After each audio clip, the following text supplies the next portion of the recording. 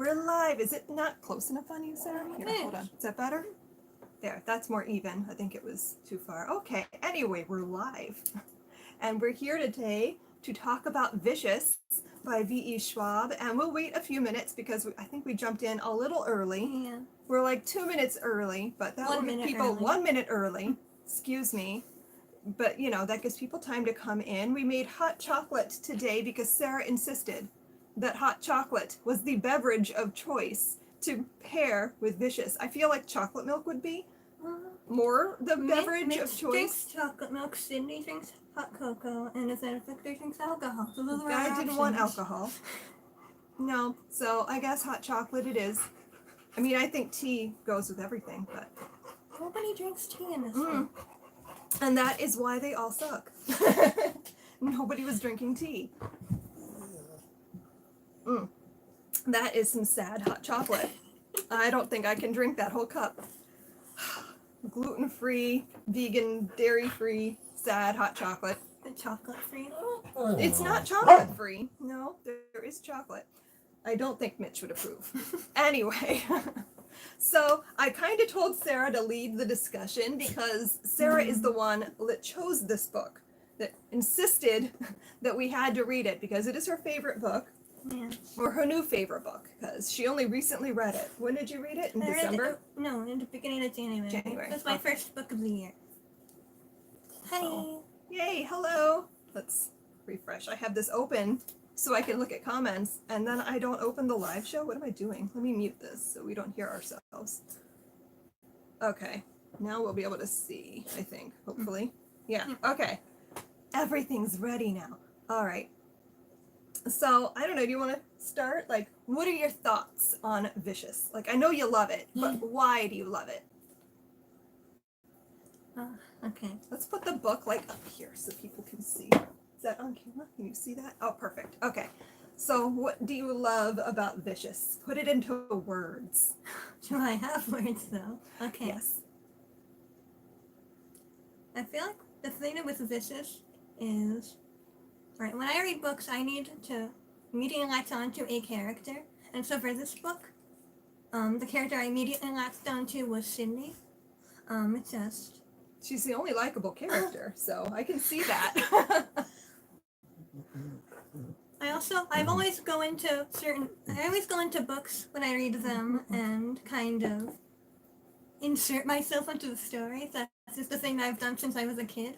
And so I've always kind of gravitated a lot towards child characters anyway, because that's kind of the way I've always done it growing up. So like, I like to latch onto the child characters first. And so for me, that was Cindy. Also, I did find out, I did a little bit of math. And You did math? Not really. I'm 1 year older than Cindy, so like I was basically Cindy aged when this book was written. Really? Yeah. I did not know that. I didn't do that math. No, that's Hi, Dania. Hi. That's just the way I read into things. Okay. I didn't like anybody. I mean, I guess Sydney is likable, and Mitch is almost likable, but I feel like we didn't get to know him well enough for me to, like, actually care.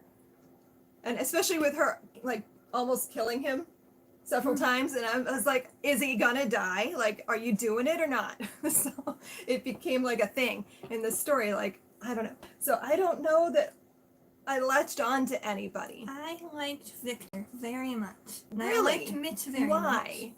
And Why do you like Victor? What about Victor appeals to you? Because I feel like, I don't know. I can't explain why, but I just didn't feel like there was enough there to like. I really like terrible people that are capable of being kind. So they're very specific favorite people.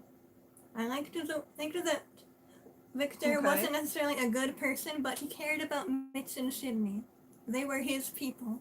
And like, he doesn't really care about most other people. I feel like he cared about them more in like that they're useful to him. Okay, but let me actually... Not in that he liked them. Let me actually counter that for a second. This is something I've been thinking about a lot since reading the book. Is that, he didn't find out Cindy was useful to him right away. Like, she was just this random injured child he found on the side of the road. Like, oh, I will pick up this stray human and take her back and help her. Like, he didn't even know she had any connection to Eli right away, because she was keeping that a secret briefly. So she had no use to him, yet he But still. how would the story have gone if she didn't have use to him? Do you think he would have kept her, or do you think he kept her because she had use to him? I don't know. I don't know if I can answer that, because I feel like he would have maybe helped her and then like left her somewhere where they could go and get help from someone else. But I don't know that he would have kept her around if she I don't wasn't want to useful. talk too much because I've read Vengeful, so I know I more know. stuff. Yeah, try not to like spoil I'm things. not gonna spoil, but Mm. I feel like I keep if picking this up and I'm like, no, every time I take a sip. Sorry. It's so distracting. I've lost my train of thought. I'm sorry. I feel like without actually like going into Vengeful, I feel like if he was only, if he didn't really care about Mitch and Sydney, then they would have parted ways Perhaps. at the beginning. I kind of get the feeling too that it's almost more them needing him, especially when we see like when he dies and they all get their pain back, and then it's like, oh crap, we need him. So I don't know. I have weird feelings about Victor because I didn't really like him, but I didn't really dislike him either. He was just sort of,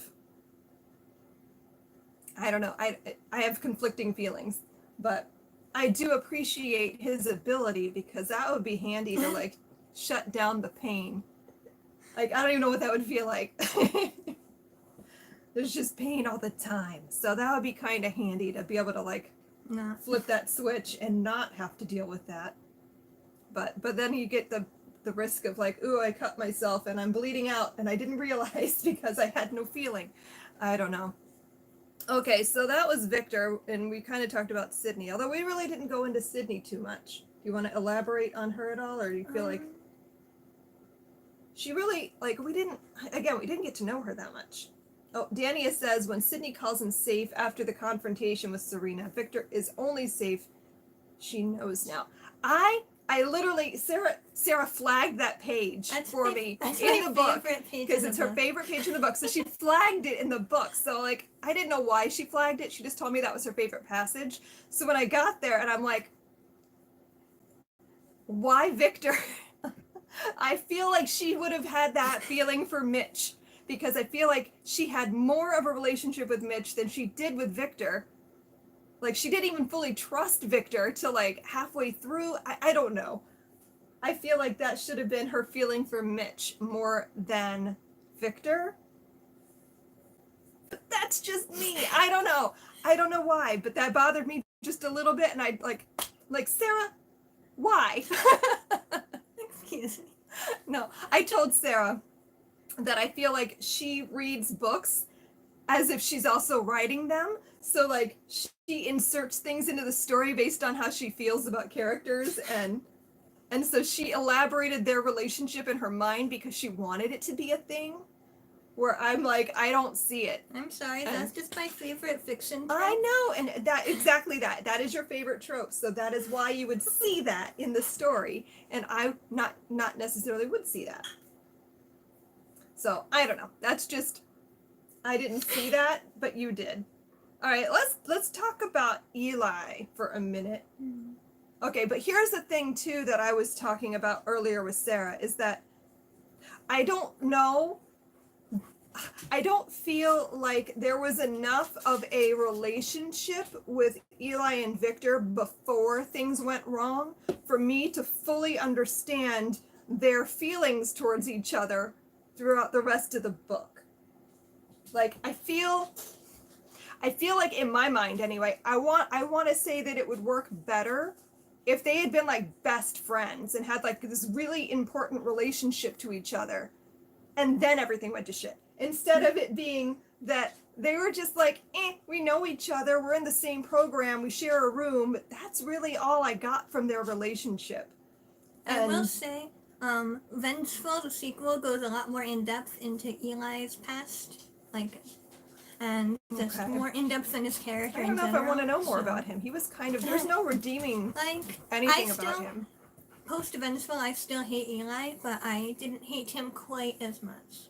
Just like the tiniest bit. What is this? He's still kind of. Did you make me a different tea? You want to take this one? Thank you. Oh, What kind of tea I don't know is what that? kind is this. It was very hot, but much better. Thank you. Okay, So yeah, if let we me want focus now. to go more in depth into Eli, then Vengeful, definitely read it. Okay. Oh, Dania says, why did he feel so strongly about EOs in relation to his religion? I wondered that too. And that is apparently there's explained more in later. Vengeful. But Dun, I dun, dun, read see, the book. I just thought there was like no redeeming anything about him. Like, I don't know. I'm okay reading a story with unlikable characters as long as there's somebody I can like latch onto and root for. And I'm not really Victor, no. And for me, there was very little of that in this book because so many of them were just awful all the way around, and there wasn't any real way for me to care what happened to them. And I don't know. Let's see. We got a lot of comments right now. Britt says it's like they both had a darkness in themselves that they recognized in each other, which seems to be what drew them together in such a mutual hatred. I can see that, yeah, because they weren't nice people at the start of the book before they became EOs, and they certainly weren't like loving best friends either. And like their relationship with Angie too, I told Sarah, I'm like, neither of them cared. That's probably my that she only died. major Like- critique of the book is I feel like Angie was too flat and one-dimensional as a character that like They kind of built her up as this person that they both loved and cared about, and yet when she dies, neither of them cared. They literally both went, whatever. And I don't know if I'm supposed to read that as that's because they're EOs and they can't feel that thing anymore because they're somehow different or lacking a thing, or if that's just written poorly. Like, I don't want to say it's written poorly because I thought the whole book was written pretty well, but like I just didn't understand what the purpose of Angie was if they didn't care. I felt like that should have been a bigger plot point for both of them, and it just didn't work. So I don't know. I'm not sure what I was meant to get from that. But yeah, I feel like everyone was sort of lacking anything for me to latch on to. But I will say Serena was a character that I felt surprisingly more feelings for. I did not like her for most of the book. But like somewhat towards the end, I started to feel like, okay, maybe she's turning it around. But I love Serena, so I'm glad she that had you an liked her. interesting story arc, and her power was sort of interesting to read about because it was so impossible for her to turn off. And I could see being like, at first I'm like, I would love that. Like, everyone do what I say. That's amazing. My house would get so clean. but I can also see like that becoming frustrating after a while, and like wanting someone to argue with you. But I didn't quite understand, beyond like not wanting him to kill her, I couldn't understand why she was sticking with Eli for so long. Because they were together for a lot longer than you would think, based on their relationship, which was basically her saying, no, don't kill me today. Like, she could have like done a whole lot of things to get herself away from him, but she just stuck around, reminding him not to kill her today. I don't know. I feel like I was confused by their relationship and why she didn't turn things around on him sooner. And why she would feed her sister to him. That bothered me a lot because at the very beginning of that, I read it like, oh, they're sisters like Sarah and Regina. How cute. And then that happens and I'm like, no. You don't sell your sister out like that. Don't sell your sister out like that. But see, that's why Victor's better than Eli, because Eli will kill children and Victor won't. He'll adopt them. well, I suppose. But like, there's no redeeming Eli. He's a horrible person. And something I've been trying to think about in my head a lot about Serena and Sydney's powers. That I want to know if you had any thoughts on that, since they both died of the exact same circumstance, but their powers are both so different. So how do you think they came to those powers individually? I don't know. I imagine that Sydney's was something related to like desperately wanting to not die, and then being able to prevent others from staying the way dead. I viewed it, because they're sisters and they died together basically, is that their strong desire was for the other. So Serena was using her older sister instincts, wanting Sydney to survive, and Sydney, as the younger sister, wanting Serena to survive. That makes sense. So that's why. But then, how does hers translate into everyone obeying her will? I would say, I don't know how to Is word it like it very she well, was but willing Sydney not to die, and that made her have this ability to make others bend to her will? I will say I figured out her power like really early. I don't think there was anything in this book that surprised me or like caught me off guard. It was all fairly predictable. Not that that's a bad thing. I don't think it is, but it just everything happened the way I expected it to. And so when she like was able to leave the hospital, I've been in the hospital. It is a pain in the ass to get out. They don't let you leave. You have to go through all these steps and processes, and well maybe tomorrow, and we'll see what that looks like in a day or two. So like for her to just like walk out and everyone be like, sure, go. I was like, okay, so she has mind powers, because that's not how that works. So yeah, I figured her power out pretty quickly. Like I think you asked me after I'd been introduced to Serena, like, do you know what her power is? I'm like, yeah. She has mind powers. But I liked seeing how her powers affected her, because you would think that would make you turn out like Eli and make you like all powerful. But for her, it was more frustration. And I don't know. It bugged me that she took so long to like turn the police around. Like that she had went along with it for so long. I don't know.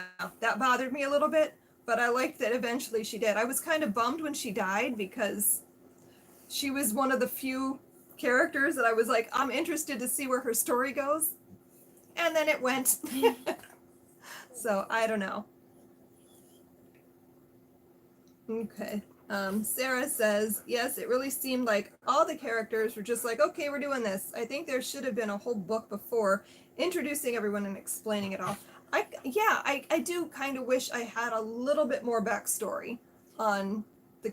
I know, it's in the next book, but I want that at the front end of a book, not like to make me keep going, because that doesn't always work for me. It doesn't make me want to keep reading if I didn't get enough out of the first book. But I feel like, because I'm the kind of person where I prefer being just dumped into a story and figuring out things as I go. I don't need. Well, I don't mind that either, extra. but I do want to know a little bit more. Extra backstory in book one.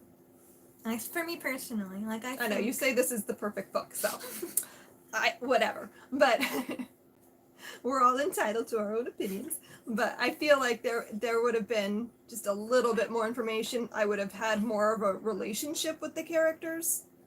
Because like I said, the only person I felt was like likable was Sydney.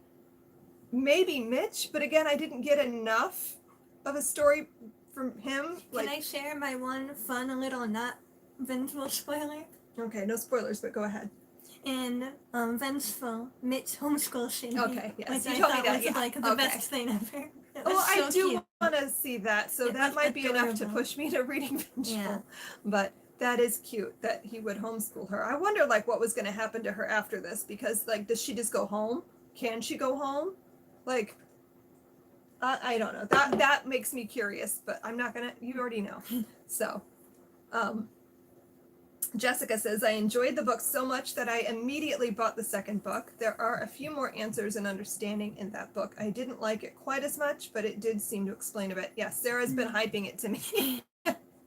Like, are you going to read Vengeful? I'm like, not I feel now. like Vicious and Vengeful are very different books, because Vengeful isn't 100% a sequel, like it obviously is, but it's also more of a companion novel, because while Vicious is a more internal story focusing on a small set of characters, Vengeful takes on a much grander scale and has a lot more characters, so a lot more perspectives.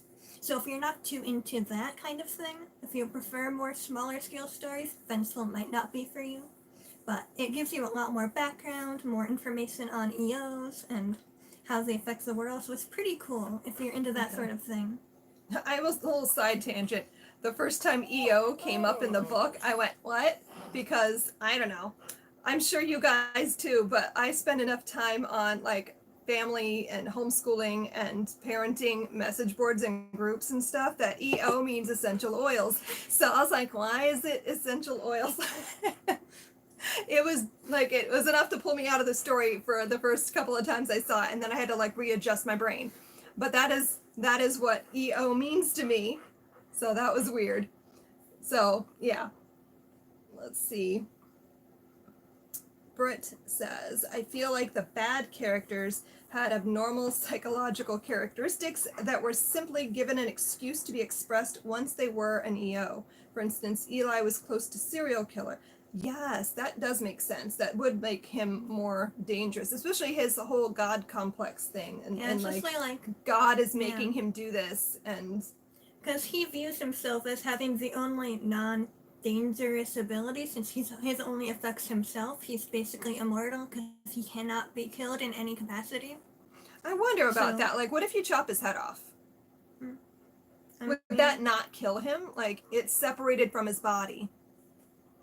So I feel like that was like where my brain kept going. Like, why won't Victor chop off his head? That's explained in. Okay, I wanted him to dismember him. In very unfortunate details. We needed the dismemberment goblins.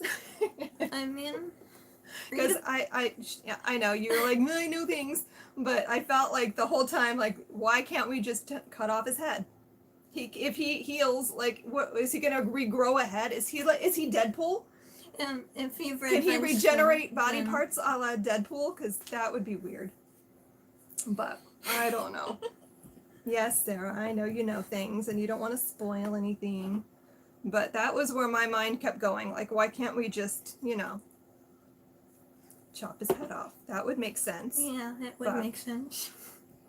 Okay, some of the other EO powers we saw, I kind of like Dominic's power, but also it seems only useful in very specific circumstances. Like, it's not, I don't know, the fact that he has to walk the entire distance, it sucks. Like, I want to get there faster, not like slower. So I don't quite know how, I mean, obviously it was useful within the context of the story, but outside of that, like in day-to-day life, I don't know how useful that would be. I mean, I don't think it's the kind of power you use in day-to-day life. Obviously. I mean, I wouldn't. I mean, he obviously did because I mean, that's where he was at. But like, I don't know. To me, that was a pretty strange power to have. What was the other one we saw? The guy that had the wanted to be alone, wanted them to leave him alone. Like, I asked Sarah and she forgot about that scene. Like, what was that? Did he have like ghosts? Was it ghosts? Was it voices? I wanted to know more, and I was very mad that Eli killed him before he could answer her.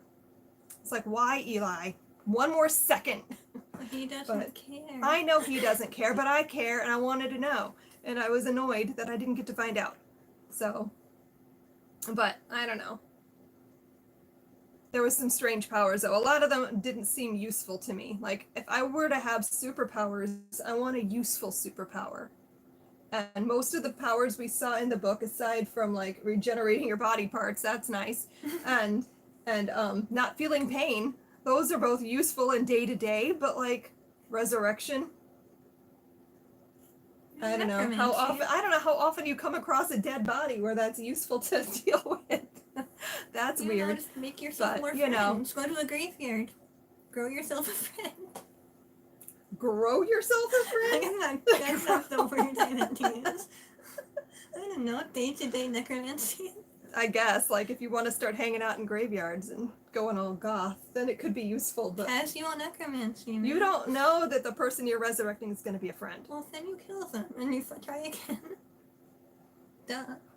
Although we saw that it doesn't always work a second time. Well, for EOs. Because that poor dog was having a hard time. Like, I mean, what are your thoughts on that, since you only got a little bit of that? when Sydney resurrected that EO and it was wrong. Well, I mean, obviously you know what happens next with Victor. I wondered if it was just that particular one and not necessarily every EO, because she didn't seem to have a hard time bringing Victor back, but then I guess we didn't really get to see that. So, what are your predictions? well, I mean, if coming back and becoming an EO leaves you feeling a little bit less than yourself, I would think you would be even more less yourself on a second return. So I feel like you would get less powerful too, wouldn't you? Or would your powers be the same? That was my other question too. Did Serena, okay, what happened with the police? Did Serena's do something to them to turn them around? Or did her death make them lose their I'm pretty sure contact? it was her death. Like, since So she it was her died, death. Okay. everything she did was undone immediately. So did they not know who Eli was at all anymore? Did they forget all of that? Because they reacted to him like they didn't know him. And at first I thought maybe Serena had said something to them to make them not know him. But then I was wondering, is it because she died? And did they forget everything? Yeah. I'm pretty sure that because she died, her power doesn't exist anymore. So anything she did would be immediately undone. So yeah. Okay.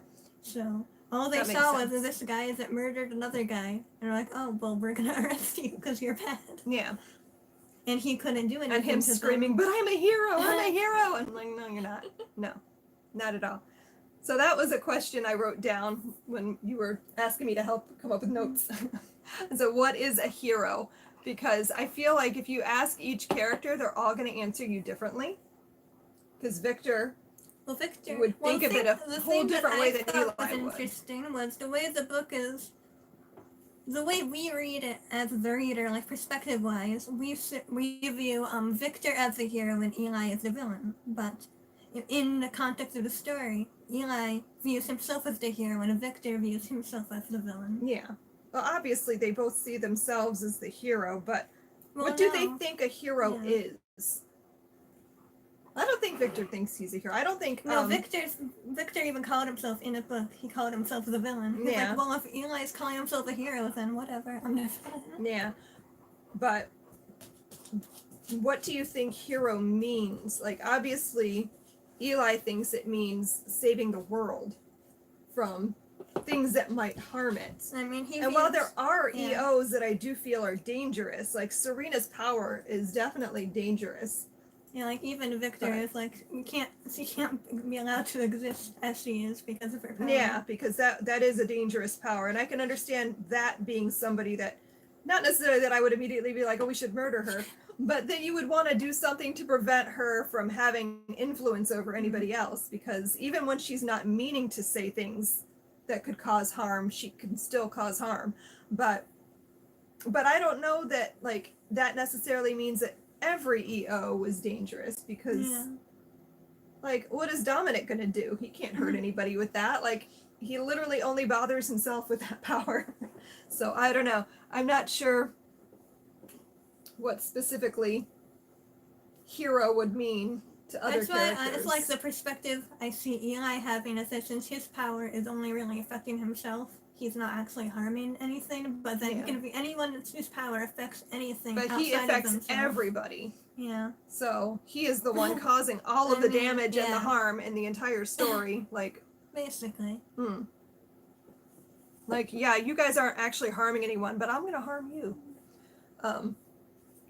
Britt says, Victor is definitely a more of an anti-hero in the story. I'm not sure he was under any idea that he was a hero. He knew he wasn't doing anything for the benefit of anyone other than his own agenda. Yeah, I agree with that. Like, but if any of you were interested in like the D&D alignment chart thing, I read somewhere that someone described Eli as being lawful evil, but then Victor is chaotic neutral. He's not actually necessarily evil. He's just... He's not really nice, though. He's not a good guy. Yeah, he's not... I mean... He's definitely selfish. Well, yeah, because... And lacking in empathy. I know you would argue that he's not, but based on his reaction to the death of other people around him, he really didn't seem to care. And that seems to me to be a distinct lack of empathy on his part. And So I don't know. I don't feel like he's necessarily Well, he's not a a good good guy. person. Yeah. He's never called himself a good person. No. Like, he tries to let Sydney think he's a good person, but, like, having her, like, not see certain things. But Yeah. he's never explicitly said, oh, I think I'm a good person, because he knows he's not. But he's not necessarily an evil person either. Like he said, everything he does is for himself and, like, the handful of people he cares about, and that's about it. So do you think that that's because he became an EO? Do you think he would have been a better person without that ability? Or do you think it's because of that he became so, I don't know, not disenchanted. I'm trying to think of what word I want. Just like lacking empathy and not caring about things as much.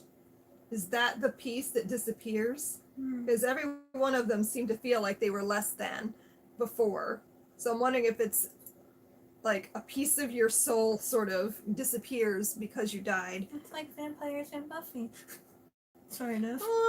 No. I feel like the vampires and Buffy become demons and they lose their soul completely and they give in to the evil, whereas that's not what we see with Victor and Serena. They're not like literally giving into the evil. They're just struggling a little more to avoid it, if that makes sense. It's like almost like vampire. Spike. Yeah. Well, in Harmony. Honestly. Oh, well, Harmony. Well, maybe. Harmony was just dumb. I don't know that she knew that she was supposed to be evil. Anyway, that's off topic. I don't know if anyone else knows what we're talking I'm very about. sorry. But oh no, there you go. Sarah likes Supernatural. I never quite got into that, but Sarah knows. I can see that. Also, that plotline in Supernatural I hated, but I can see that. But that's a thing too that I felt like happened in this book. It made me think of Supernatural with all the main characters dying over and over. It was that like one, they kept making me think Mitch was dead. I stopped caring if Mitch was gonna die. Like once is like, oh, he's not, he's okay, fine. Twice is too much. Like, is he dead or not? Stop messing with me. Like, I don't know, that kind of thing bothers me sometimes in a book when I a feel character. like even if Mitch died, he would have come back because of Sydney. Like, as I suppose. As long as Sydney's on the having playing Sydney field. there too. See, this. As long as Sydney's on the playing I field, none of feel- the main characters are devastated. I feel like I didn't care what happened to Victor in that instant because I knew Sydney's there. And I feel like They're gonna find him and they're gonna resurrect I feel like him. Victor knew that too, so he wasn't as concerned in that moment. I feel like Having It's how someone I who can interpret it, resurrect you on yeah. your team is pretty handy when you're in a situation where you know you're gonna die. So yeah, he was kind of careless, but he knew he would be fine in the end. So, okay. Britt says some are more inclined to remind themselves of morals and ethics, and others go on a free-for-all evil spree. Yeah. So it's definitely like an angel and jealous situation. yeah, we're bringing back Buffy. I can't not talk about it. I'm sorry. So, but yeah, I think that's definitely something we saw. We kind of already talked a bit about morality. Do you have anything else to add to that? We've kind of already gone through everyone's morality and stuff. Can we talk about Doll some more? Do you want to talk about Doll some more? I know you want to. Doll's a good boy. He was a good boy. You don't even like dogs. I like fictional dogs. Fictional dogs, okay. Yeah. But I don't know. I thought he was a good dog and he was ready to protect her. And I wondered how much of that was because she resurrected him and he was now connected to her. I think she talks about it in Vicious, but that she has this like psychic connection to everyone she resurrects. So she has this connection, the deeper connection to Doll because she resurrected him multiple times. And also you'll see in Vengeful that she now has that connection to Will Victor. I see? Yeah. Should I ever pick it up? I'm gonna give it to you. Oh, you can bring it to me and put it in front of my face, and if I get to it, I get to it. I am notoriously bad at finishing series. I have to really, really, really care. Overall, I did like the book, though. It's not that I didn't like it. It's just I'm not necessarily in the mood. That was the big struggle for me this month, honestly. I was not in the mood for this particular book. And I had a lot going on. Everything was very chaotic and busy. And I literally finished it today, like half an hour. I think it was an hour before the live show. I'm like, I finished. Finally. So, you know, it's really fresh I in your binged memory. it. I Like, binged it over the last like 3 days because For me, it's been like 2 months, but like I didn't have time. because I love this book so much, it's fresher in my memory than like other books that I've read recently. So that's why I'm like comfortable in this live show. Yeah. Like I think about this book all the time now. It's like, well, and it was a pretty fast read Yeah. too. So luckily, because like sometimes binged it the takes me last- forever. I binged the last 100 pages in one go because I was very in it. Like, yeah. I had too many other things to read this month, and I was just like, oh, I'll get it at the end of the month. It'll be fine. And then, like, the last week of the month rolls around. I'm like, oh, crap.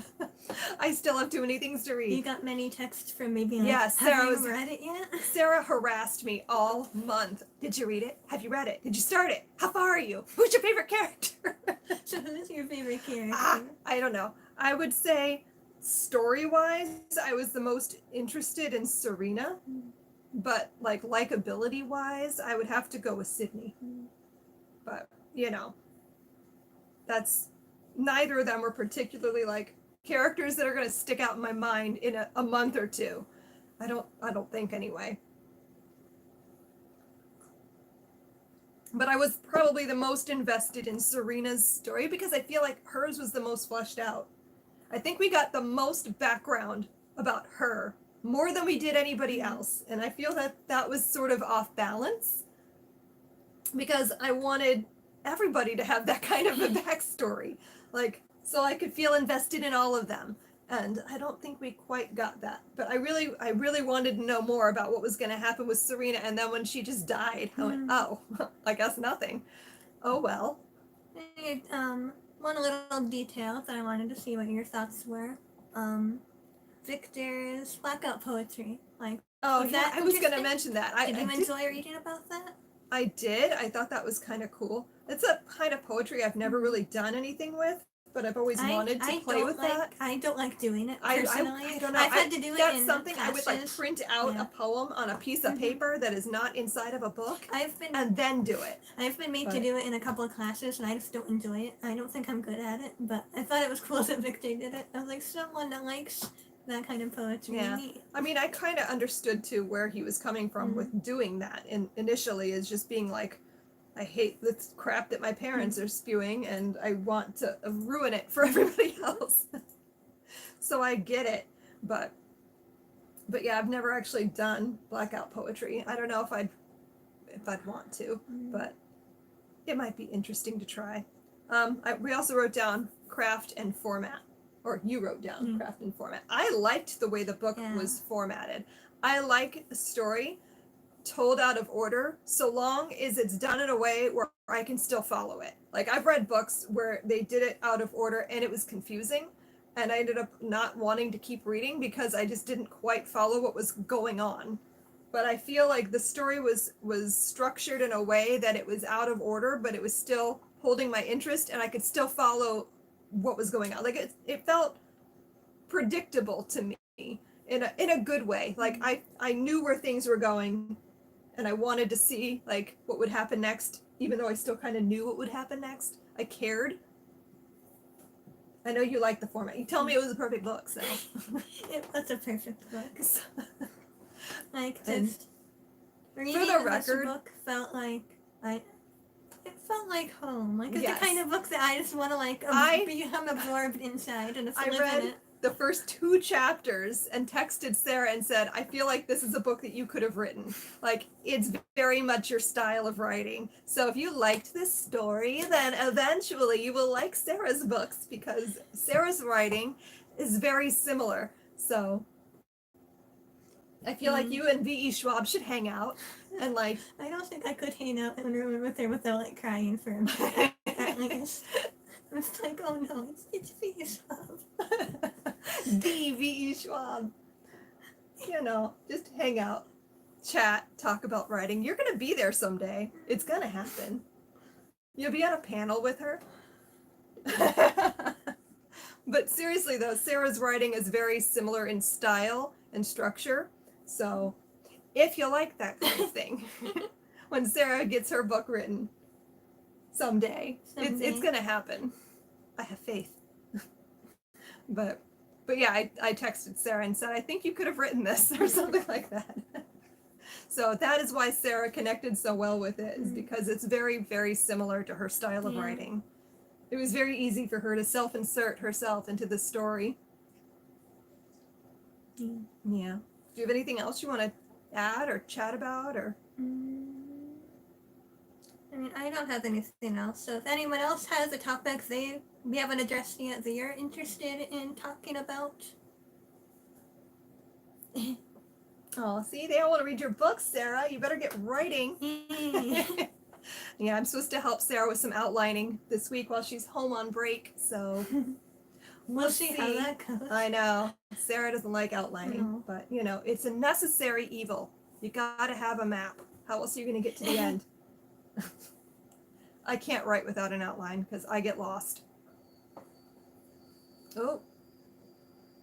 How was Vengeful, Sarah? I really Sarah loved read it. I thought it was a great continuation of the story. It elaborates a lot more on characters.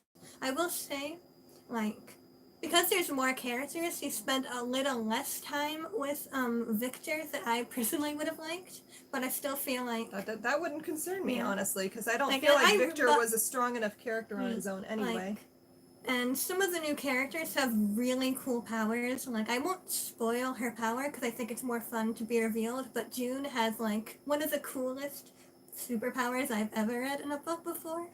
I thought it was super unique. That makes me curious because I want to know what the power is. Also, June's just great. I love her. And I know you won't tell me unless I read it, so.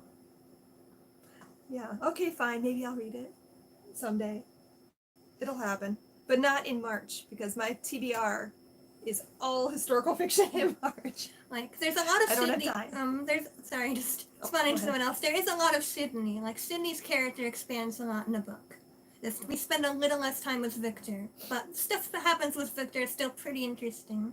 So if you liked Victor a lot in the first book, you'll probably enjoy him in Vengeful. If you didn't like Victor as much, you might like him less. I don't know if that makes sense. Okay. Yes. Depending on how you feel about Victor, your opinion may or may not change in Vengeful, but we'll see. Interesting. We'll see what you think. I know. Well, someday. Maybe I'll add it in summer. I don't know when I'll get to it. I have a lot of things to read. Dania would like to know our ratings. I've been like struggling. I'm like, it's a solid 3. But I might bump it to like a 3.5, 3.75, maybe almost a 4. You gave it a 4 on I Goodreads. did give it a 4 on Goodreads because it's hard when it's half-star ratings, but I rounded up. But I liked it. I just wished it was a little bit more. So it wasn't like the best thing I ever read, but I did like it. So I mean, I gave both books 5 stars.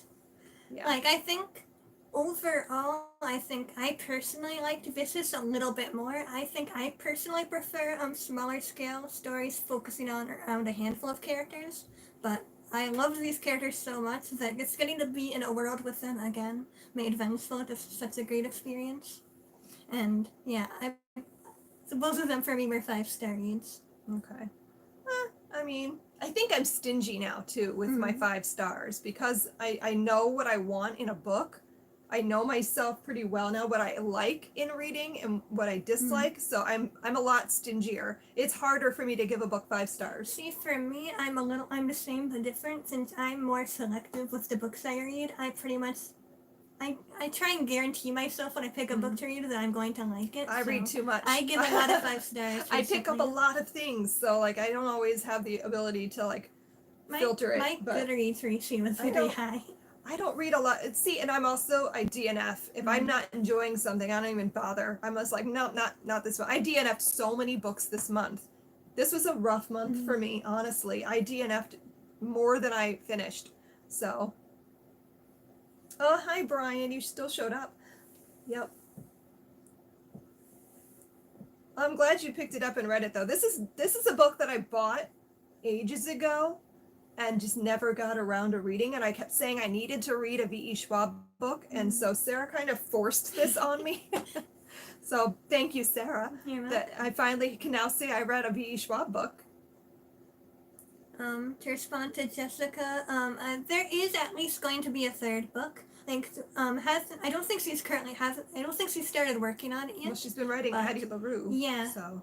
But the way I think it's gonna work, cause Vicious and Vengeful were written and published 5 years apart, and they have a 5-year time skip between them. So I'm pretty sure it's gonna be the same for the third book. So it'll be out 5 years after Vengeful. So whatever that is, Vengeful came out in 2018. I have no idea. I don't know the timeline. I bought Vicious really early on in my booktube career. Like it's a career, but but I bought it because it was recommended so much, but it was recommended so much because it was a standalone fantasy book. And that's so rare that I was excited, and then I was kind of mad to find out it was not actually a standalone. I'm like, never actually going to be a standalone. But that's like, how people hyped it. It was published as a standalone just to be published, but she always wanted to continue it since it's a story that's so special to her. So yeah. It was always going to be. I understand that, but also like it was hyped as a standalone, and that's why I was interested, because it's so rare to find a standalone story like that, because everything's a series now, and I don't always want to read a whole series, because I rarely do. But I think that's one of the things that makes them so great is they're a series, but they're also not, because they're still their own self-contained book. Like, so it's almost like companion novels rather than just a series. I guess that makes sense. Yeah. Did you know what? that? Well, I've told you about it before, but that. So then I do know. Okay. The original draft for Vengeful that Victoria Schwab wrote and gave to her editor was more of a direct sequel type story, so it was much more focused on Victor, since he was the main character of this one. But because she had improved so much as a writer over the years, post-Vicious, her editor was like, so this is a great book, and I would have totally published it had you have given this to me a few years back, but seeing how much you've grown as a writer, I think it isn't the book that you would be proud of in the future. So she rewrote the entire manuscript. Wow. The year it came out. Like 2018, the year the book came out, she rewrote the entire thing. Wow. That's dedication. I will say too that this book reminded me a lot of the movie Flatliners. I was telling Sarah about it. We have to find it because I haven't seen it in forever. I think I watched it as a kid, so I don't even know if I'm remembering the storyline of Flatliners right, but it reminded me a lot of that. But the whole like resurrecting yourself or like near-death experience to gain some kind of ability or power and learn about the afterlife and all of that. I don't know. I got strong Flatliners vibes from this book, and now I need to watch the movie again, but not the new one because the new one does not look as good. I don't know what it is, but I didn't really like the trailer I saw for it. Ooh, Brandon Sanderson's book Steelheart. I don't know what that is. I've never read anything by Brandon Sanderson. I feel like he's become so overhyped that I'm afraid to read him now because I might not like it, and I don't want to be that guy who's just like, nope, not for me. But I don't know. Maybe I would like it. I think I own the Mistborn series, right? Steal them from you. You probably can, because I don't know if I'll ever pick them up. But I'll have to look up Steelheart and see what that is, because I don't know if I've ever heard of that. Have you? No. Ooh, okay. Steelheart is great. Okay, maybe I'll look it up and see. I don't know. Perhaps. I don't read that much fantasy, so maybe I would like it. This is probably the closest to fantasy I read is Vicious. Is like, aside from like the old school like Lord of the Rings kind of stuff, I don't read a lot of fantasy. But would you read The Darker Shade of Magic trilogy? I own the first book of The Darker Shade of Magic, which you stole, but whatever. I don't know if I'll ever get to it. I might, because that's place in like London, right? Isn't that like a London? Is it Victorian London? Because that would make me pick it up more. I don't know. It's a little hard to explain. I'm still in a very. Because I read Neil Gaiman's Neverwhere, which The is way- the same basic plot idea of like hers is a magical London and his is like an upside down version of London. The way she described it is she took the very bare bones skeleton of what London is and then just redesigned it 4 times. So while Grey London is like what our London is, the other 3 are all like the same framework, like the same skeleton of London, but with new body parts. If that makes Okay. any sense. Because I really like Neverwhere. Refleshed out. And I think that's probably why I haven't picked up Darker Shade of Magic, because I'm nervous that it's going to be too similar to that, and I don't know if I'd like that. But perhaps. The little bit of it I've read so far, I really like. So I'm definitely gonna read and binge that series this year, probably. Well, you should. So, why don't we get this wrapped up? We've been talking a long time, I feel like. The book next month for March is going to be The 7 Husbands of Evelyn Hugo by Taylor Jenkins Reid. We're going to do the live show again at the very end of March because Sarah will be home that weekend.